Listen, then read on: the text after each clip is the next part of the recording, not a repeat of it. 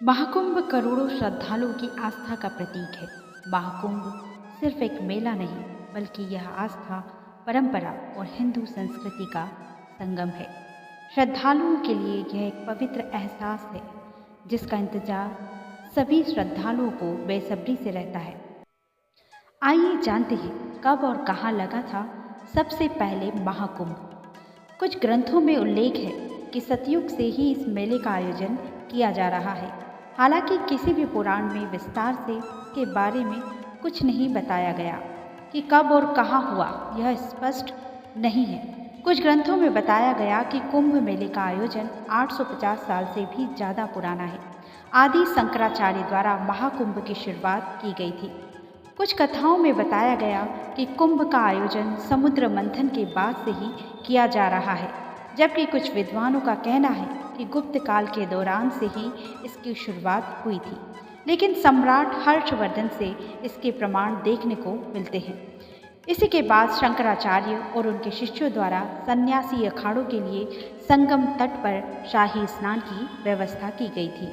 हालांकि कुछ ऐतिहासिक साक्ष्य यह भी मिलते हैं जिनसे सिद्ध होता है कि कुंभ का आयोजन राजा हर्षवर्धन के राज्यकाल में आरंभ हुआ था। प्रसिद्ध चीनी यात्री है निशांग जब अपनी भारत यात्रा के बाद उन्होंने कुंभ मेले के आयोजन का उल्लेख किया था। इसी के साथ उन्होंने राजा हर्षवर्धन का भी जिक्र किया है।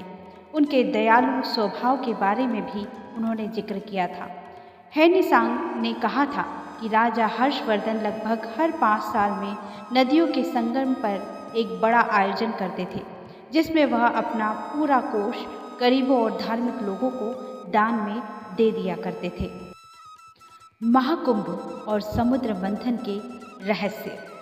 समुद्र मंथन के बारे में शिव पुराण, मत्स्य पुराण, पद्म पुराण, भविष्य पुराण समेत लगभग सभी पुराणों में जिक्र किया गया है।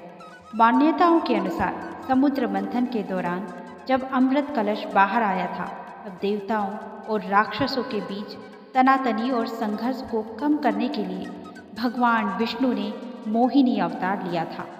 इसके बाद जब देवताओं और राक्षसों के बीच संघर्ष काफ़ी ज़्यादा बढ़ गया, तो उन्होंने इंद्रदेव के पुत्र जयंत को यह अमृत कलश सौंप दिया गया। जयंत कौवे का रूप धारण कर राक्षसों से अमृत कलश को छीनकर उड़ चले। जब वह घट को लेकर भाग रहे थे, तो अमृत कलश से कुछ बूंदें प्रयागराज, उज्जैन, हरिद्वार और नासिक में गिर गई।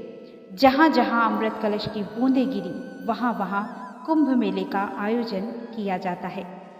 जब जयंत कौवे के रूप में अमृत कलश को लेकर जा रहे थे, तो उनकी जीभ पर भी अमृत की कुछ बूंदें लग गई, जिस वजह से कौवे की आयु लंबी होती है।